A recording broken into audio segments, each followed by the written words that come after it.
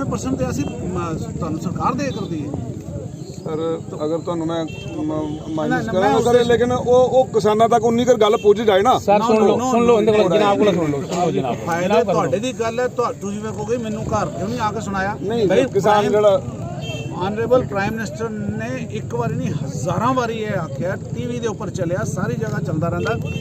अब आप तो सारे पढ़े लिखे लोग हो, आरएसपुरा का फार्मर कोई वो वाला पुराना वाला फार्मर थोड़ी है, तो आप लोगों ने भी नहीं बीमा कराया होगा। तो पहले तो सबक सीखो कि इसके बाद आपने 100% अपना बीमा करवाना। जो आप लोग जो चुने हुए नुमाइंदे बैंक से लेकर ऊपर डीडीसी मेंबर तक वो इंश्योर करें कि जहाँ पे जो किसान नहीं कर रहा तो उसको पकड़ के करवाओ। बिल्कुल कल को किसी एक बार जान दे दो, नेक्स्ट टाइम होगा। एक छोटी सी रिक्वेस्ट है, ये हमारा राजा फसल है वो खत्म हो गया, पर एक हम अपनी गलती मानते हैं कि सर हमसे गलती हुई, वो हमें माफ कीजिए, वो हमें माफ कीजिए, बट इस बार हमें बचाइए। वो मैं उसकी वजह सर उसके बाद जो पराली है ना, पराली काटने के लिए सरदार जी मेरी गल सुन लो ना, वो भी लाभ है। मेरी गल पापा जी सुन लो, ਅਸੀਂ ਉਸ ਨੂੰ ਬਹਾਨਾ ਨਹੀਂ ਬਣਾਇਆ ਕਰਦੇ ਤੁਹਾਡਾ ਰੋਕਣ ਵਾਸਤੇ। ਮੈਂ ਕਹਿ ਰਹਾ ਹਾਂ ਕਿ ਅਗਰ ਉਹ ਕੀਤਾ ਹੁੰਦਾ ਤੇ ਅੱਜ ਰੋਣ ਵਾਲੀ गल नहीं होती। ਇਹ ਜਿਸਲੇ ਇਹ ਲੱਗਦੇ ਨਾ ਲੈਪ ਲਾਉਂਦੇ ਹੋ ਤੇ ਉਸ ਵੇਲੇ ਲੱਗਦਾ ਬੱਚਾ ਲਾਏਗਾ।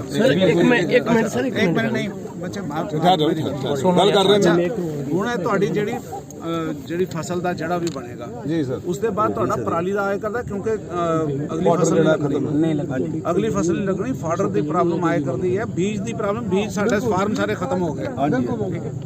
ਹਰ ਬੀਜ ਦਾ ਖਾਦਾਂ ਅਸੀਂ ਬੰਦੋਬਸਤ ਕਰਾ ਕੇ ਦੇਵਾਂਗੇ, ਬਾਕੀ ਵੀ ਦੇਖਾਂਗੇ।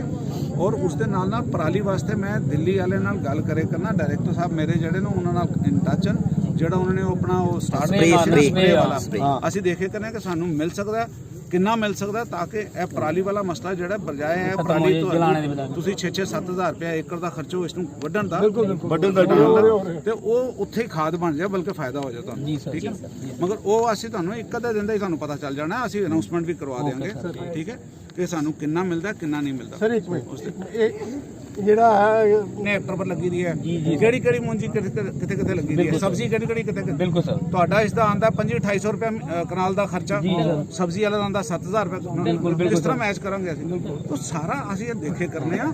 ਮੈਂ ਕਿਹਾ ਨਾ ਕਿ ਸਾਡੇ ਕੋਲ ਡਾਟਾ ਪੂਰਾ ਪੁੱਜ ਗਿਆ। ਮੇਰਾ ਮਕਸਦ ਤੁਹਾਡੇ ਆਉਣ ਦਾ ਇਹੀ ਸੀ ਕਿ ਮੈਂ ਤੁਹਾਡੇ ਨਾਲ ਆ ਕੇ ਗੱਲ ਕਰਕੇ ਤੁਹਾਨੂੰ ਵੀ ਤਸੱਲੀ ਦੇ ਕਿ somebody is alive। जी सर ਸਾਨੂੰ ਵੀ ਪਤਾ ਸਰ ਲੱਗ ਜਾਏਗਾ ਤੁਹਾਡੇ ਕੋਲ ਪਹੁੰਚ ਗਿਆ ਡਾਟਾ। ਤੁਸੀਂ ਖੁਦ ਕਹਿੰਦੇ ਹੋ ਕਿ ਆਰਐਸਪੁਰਾ ਬਿਸ਼ਨਾ ਦੇ ਲੋਕਾਂ ਦਾ ਦਿਲ ਬੜਾ ਵੱਡਾ, ਇਹ ਜ਼ਿਮੀਂਦਾਰ ਲੋਕ ਨੇ, ਇਹ ਮਰਦੇ ਨਹੀਂ ਐਡੀ ਛੇ ਸਰ, ਨਹੀਂ ਮਰਨਗੇ, ਪਰ ਉਹਦੇ ਵਾਸਤੇ ਤੁਹਾਡਾ ਹੱਥ ਜਿਹੜਾ ਸਾਡੇ ਸਿਰ ਤੇ ਹੋਣਾ ਬਹੁਤ ਜ਼ਰੂਰੀ ਆ। ਔਰ ਸਭ ਤੋਂ ਵੱਡੀ ਸਰ ਇੰਸ਼ੋਰੈਂਸ ਦੀ ਗੱਲ ਤੁਸੀਂ ਕੀਤੀ ਸੀ ਕਿ ਇੰਸ਼ੋਰੈਂਸ ਕਰਾਉਣਾ ਜਿਹੜਾ ਉਹ ਇੰਪੋਰਟੈਂਟ ਆ ਇਸ ਟਾਈਮ। ਤੁਹਾਡੇ ਇੱਥੇ ਹੋਣ ਦੇ ਸਾਹਮਣੇ ਮੈਂ ਇੱਕ ਗੱਲ ਬੋਲੂੰਗੀ, ਸਾਡੇ ਤੋਂ ਗਲਤੀ ਹੋਈ ਆ, ਅਸੀਂ ਲੋਕਾਂ ਨੇ ਇੰਸ਼ੋਰੈਂਸ ਨਹੀਂ ਕਰਾਇਆ, ਪਰ ਸਰ ਉਹ ਵੀ ਅਸੀਂ ਕਿਉਂ ਨਹੀਂ ਕਰਾਇਆ, ਉਹਦਾ ਇੱਕ ਕਾਰਨ ਆ। ਹਮੇਸ਼ਾ ਕਿਸਾਨ ਜੋ ਹੋਈ ਆ 44% ਜਿਹੜੀ ਆ ਇਹ ਕੰਪਨੀ ਦੇ ਰਹੀ ਆ, 44% ਜਿਹੜਾ ਗਵਰਨਮੈਂਟ ਪੇ ਕਰ ਰਹੀ ਆ, ਕਿ ਮਤਲਬ ਹੁਣ ਸਾਨੂੰ ਇੰਸ਼ੋਰੈਂਸ ਕਰਾ ਕੇ ਨੁਕਸਾਨ ਨਹੀਂ ਹੋਊਗਾ ਬਲਕਿ ਫਾਇਦਾ ਹੀ ਹੋਊਗਾ। ਸਰ ਇਹ ਚੀਜ਼ ਦੀ ਅਵੇਅਰਨੈਸ ਨਹੀਂ ਹੈਗੀ ਸੀ, ਇਹ ਅਸੀਂ ਆਪਣੀ ਗਲਤੀ ਮੰਨਦੇ ਹਾਂ।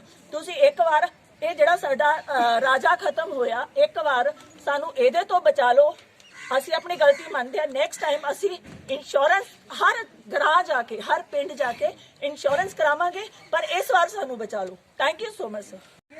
ਇੱਕ ਸਾਡਾ ਜਿਹੜਾ ਸਰ ਅਸੀਂ ਜ਼ਿਆਦਾ ਨਹੀਂ ਕਹਿੰਦੇ, ਅਸੀਂ ਹੈਕਟਰ 50,000 ਰੁਪਇਆ ਕਹਿ ਰਹੇ ਹਾਂ ਕਿ ਸਾਨੂੰ ਹੈਕਟਰ ਕੀ ਜਿਹੜਾ ਅਸੀਂ ਕਰਜ਼ੇ ਦੇ ਥੱਲੇ ਡੁੱਬੇ ਹਾਂ, ਜਿਹੜੇ ਬੰਦੇ ਨੇ ਕਰਜ਼ਾ ਚੱਕ ਕੇ ਜ਼ਮੀਨ पर हैं या हमारे बीडीसी के चेयरमैन हैं या कोई भी आप में से, मेरा दफ्तर का फ़ोन नंबर अगर आप ले लोगे, उसके ऊपर फ़ोन कर बता दो कि ये प्रॉब्लम आ रही है, यहाँ पे ये चीज़ नहीं मिल रही है, यहाँ पे ये चीज़ हो रही है, तो आप खुद देखोगे कि कितनी जल्दी उसके ऊपर एक्शन होता है। मेरी लास्ट में फिर आपसे विनती है कि भगवान के लिए आप अपने प्रधानमंत्री जी के जो नसीहत है उसके ऊपर अमल करें, और आप अपना जो ये है फसल का बीमा ज़रूर करवाएं। इसके बाद फिर शायद हमें वो भी नहीं मानेंगे कि कोई इमदाद देनी है। इस वक्त तो शायद हम हाथ पांव जोड़कर कुछ करवाने कंपनी ने देना था, तो इससे हमें सबक अब सीख लेना चाहिए। ये सबक सीख लेना चाहिए कि आइंदा से हम 100% फसल अपनी का बीमा कराएंगे। आप 2800 रुपया 3-3 हज़ार रुपया कनाल के ऊपर आपका खर्चा आता है, उसके ऊपर 100 रुपया खर्चा नहीं डाल सकते आप। उसके बाद उसमें से 7,000 या 8,000 या 6,000 जो भी कमाते हैं उसमें से 100 रुपया निकल जाएगा, कोई फर्क नहीं पड़ता। इतने तो दसवन दे छड़ दें। तो इसमें यह है कि आइंदा से कम हम ये सबक सीख लें कि आइंदा से ये गलती नहीं होगी।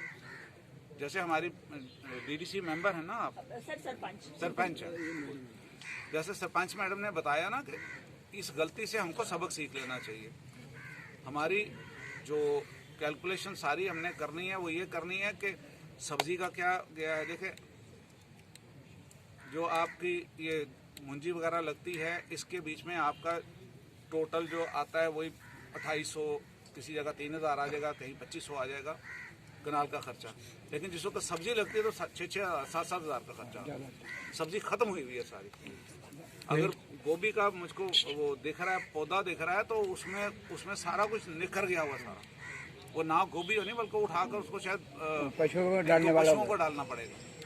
तो मैं ये समझ रहा हूँ सारी बात कि कहाँ पे क्या फसल लगती थी, कहाँ पे आपके इसी इलाके से पूरे जम्मू कश्मीर को सब्जी जाती थी, सर्दियों में कश्मीर को भी सब्जी जाती थी। आज क्या भेजेंगे? ये सब्जी ने तो सर्दी में आप तैयार नहीं होना। नई सारी आपका बदतर नहीं अभी हुई जगह कि आप उसको दोबारा हाल भी लगा सको। मैं बहनों को देख रहा हूँ, वो बेचारी इसी जिसके बीच में कुछ भी नहीं है उसको भी झाड़ रही है कि शायद कोई 2-4-10% निकल आए। मैं समझ रहा हूँ कि कितना दर्द हो रहा है, मगर किसान हार नहीं मानता। किसान ने ऐसी आपदाएं बड़ी सारी देखी भी होती हैं। किसान हार मानने वाला नहीं, उसने कल फिर अपना हल लेना है, अपना ट्रैक्टर लेना है और फिर शुरू हो जाना है। मगर हमारी कोशिश ये होगी कि हम आपके साथ हाथ से हाथ मिलाकर उस खड़ा होने में हम आपके साथ हैं।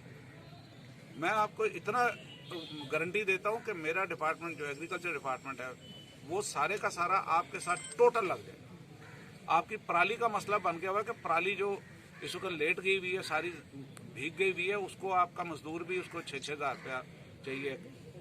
तो वो उसके लिए हमने अपनी जगह पे डिस्कस कर लिया था। कल हमने एक मीटिंग बुलाई थी, सारे इसी क्षेत्र के जितने भी जो इफेक्टेड एरिया थे जहाँ पे ये नुकसान हुआ है, वहाँ से कुछ लोगों को जिन को भी हम जानते थे हमने फ़ोन करके बुला लिया। हमने कोई पार्टी का नहीं देखा, कोई इसका नहीं देखा, जिसके हमारे पास नाम थे उनको बुलवाया, उनसे बात की। बड़ा अच्छे मशवरे आए, बड़ी अच्छी रिपोर्ट्स भी उन्होंने दी। जो सही ग्राउंड के ऊपर जैसी हकीकत थी, असलियत थी, उसका उन्होंने बताया। उन्हीं से लेते हुए जिस वक्त हमने पराली का जिस वक्त जिक्र आया तो हमने उसी वक्त डायरेक्टर साहब उसी काम पर लग गए हुए हैं। हम दिल्ली सरकार ने वो शुरू किया था ना, वो स्प्रे कर तो पराली को वो ख़त्म करो, उसको खाद में कन्वर्ट कर दो। तो हम देख रहे हैं कि अगर वैसा कुछ हमको वो मिल गया वहाँ से मटेरियल, मुझे उसका शक है, मैं सच्ची बात बताऊँ, लेकिन अगर हमें मटेरियल मिल गया तो हम फौरी तौर पर वो लाकर यहाँ पे वो स्प्रे करवाने की कोशिश करवाकर उस पराली को, बजाय ये कि आपका 6,000 रुपया उसके ऊपर मजदूरी लगे, वो नुकसान हो, उल्टा आपका खाद का खर्चा बच जाए, वही खाद में कन्वर्ट हो जाए। इस तरह की सारी चीजें हम करने की कोशिश कर रहे हैं। उसके अलावा भी बात करनी है भाई। यस सर जी एडवाइजर ਸਾਹਿਬ, ਅਸੀਂ ਪਿੱਛੇ ਵੀ ਦਬਲੈਟ ਤੁਹਾਡੇ ਨਾਲ ਗੱਲ ਕੀਤੀ ਸੀ। ਅੱਜ ਇੱਥੇ ਆਉਣ ਦਾ ਸਾਡਾ ਤੁਹਾਨੂੰ ਫੋਲੋ ਕਰਨ ਦਾ ਤੁਹਾਡਾ ਇੱਕੋ ਹੀ ਮਕਸਦ ਹੈ ਕਿ ਸਰ ਇਸ ਟਾਈਮ ਕਿਸਾਨ ਜਿਹੜੇ ਆ ਉਹਨਾਂ ਦੀ ਹਾਲਤ, ਤੁਸੀਂ ਵੀ ਕਿਸਾਨੀ ਕੀਤੀ ਆ, ਤੁਸੀਂ ਵੀ ਕਿਸਾਨ ਘਰਾਣੇ ਤੋਂ ਜੇ, ਤੁਹਾਨੂੰ ਪਤਾ ਕਿ ਸਾਡੇ ਕਿਸਾਨਾਂ ਦੀ ਕੀ ਹਾਲਤ ਆ। ਸਾਨੂੰ ਤੁਹਾਨੂੰ ਬੋਲਣ ਦੀ ਵੀ ਲੋੜ ਨਹੀਂ ਹੈ, ਸਾਨੂੰ ਪਤਾ ਵਾ ਕਿ ਤੁਸੀਂ ਇੰਨੇ ਸક્ષਮ ਹੋ। ਔਰ ਸਪੈਸ਼ਲੀ ਮੈਂ ਅੱਜ ਇੱਕ ਚੀਜ਼ ਬੋਲੂੰਗੀ, ਅਸੀਂ ਪਿੱਛੇ ਵੀ ਗੱਲ ਕਰ ਰਹੇ ਸੀ ਕਿ ਪਹਿਲਾਂ ਕੁਰਸੀਆਂ ਟੁੱਟ ਜਾਂਦੀਆਂ ਸੀ, ਨੁਮਾਇੰਦੇ ਨਹੀਂ ਹਿਲਦੇ ਸੀ। ਅੱਜ ਨੁਮਾਇੰਦੇ ਦੀਆਂ ਲੱਤਾਂ ਦੁਖਦੀਆਂ ਨੇ, ਕੁਰਸੀਆਂ ਸੇਫ ਪਈਆਂ ਨੇ। ਕਿ ਅੱਜ ਬੜਾ ਫਰਕ ਆਇਆ ਸਰ ਤੁਹਾਡੇ ਆਉਣ ਦੇ ਨਾਲ। ਕੋਈ ਕਦੀ ਡੀਸੀ ਦੌਰਾ ਨਹੀਂ ਸੀ ਕਰਦੇ, ਕਦੀ ਕੋਈ ਡਿਪਾਰਟਮੈਂਟ ਦੌਰਾ ਨਹੀਂ ਸੀ ਕਰਦਾ, ਅੱਜ ਤੁਸੀਂ ਦੌਰਾ ਕੀਤਾ। ਪਹਿਲਾਂ ਤਾਂ ਸਰ ਬਿਸ਼ਨਾਹ ਏਰੀਆ ਦੇ ਵਿੱਚ ਇੱਥੇ ਆਉਣ ਵਾਸਤੇ ਸਰ ਤਹਿ ਦਿਲ ਤੋਂ ਧੰਨਵਾਦੀ ਹਾਂ ਕਿ ਤੁਸੀਂ ਸਾਡੇ ਇੱਥੇ ਆਏ ਸਰ। ਇਹਦੇ ਨਾਲ ਬਿਲਕੁਲ ਠੀਕ ਹੈ ਸਰ। ਸਭ ਤੋਂ ਵੱਡੀ ਚੀਜ਼ ਜਿਹੜੀ ਸਾਡੇ ਨੋਟਿਸ 'ਚ ਆਈ, ਔਰ ਅਸੀਂ ਤੁਹਾਡੇ ਨੋਟਿਸ 'ਚ ਵੀ ਲੈਣਾ ਚਾਹਾਂਗੇ ਸਰ। ਮੈਂ ਤਰੇਵੇ ਤੋਂ ਸਰਪੰਚ ਬਲਵੀਰ ਕੌਰ, ਤੁਸੀਂ ਸੁਣਿਆ ਹੋਊਗਾ ਮਨ ਕੀ ਬਾਤ 'ਚ ਮੋਦੀ ਜੀ ਨੇ ਬੜਾ ਜ਼ਿਆਦਾ ਐਪਰੀਸ਼ੀਏਟ ਕੀਤਾ ਸੀ, ਕਿਉਂਕਿ ਅਸੀਂ ਗਰਾਊਂਡ ਤੇ ਜੁੜੇ ਹੋਏ ਲੋਕ ਹਾਂ। ਅਸੀਂ ਗਰਾਊਂਡ ਦੇ ਨਾਲ ਰਹਿ ਕੇ ਇਹਨਾਂ ਲੋਕਾਂ ਦੀਆਂ ਪ੍ਰੋਬਲਮ ਸੁਣਦੇ ਆ, ਅਸੀਂ ਇਹਨਾਂ ਦੇ ਵਿੱਚ ਰਹਿੰਦੇ ਆ। ਪਰ ਕੁਰਸੀ ਤੇ ਬੈਠ ਕੇ ਕੁਝ ਨੁਮਾਇੰਦੇ ਜਿਹੜੇ ਆ ਉਹ ਸਾਡੇ ਤੇ ਸਰ ਹਾਵੀ ਹੋ ਜਾਂਦੇ ਆ। ਬਹੁਤ ਸਾਰੇ ਡਿਪਾਰਟਮੈਂਟ ਨੇ, ਅਸੀਂ ਅਗਰ ਕਾਲ ਕਰਦੇ ਆ